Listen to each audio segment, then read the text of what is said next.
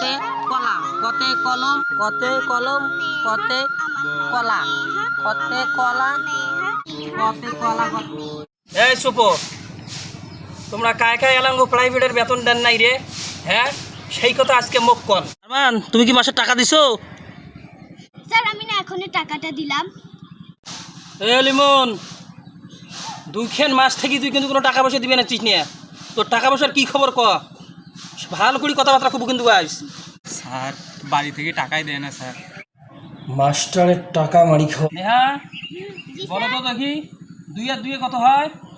জি sir. 4 হয়। 20 গুণন 103 কত হয়? তো বাবা লাগছে না স্যার।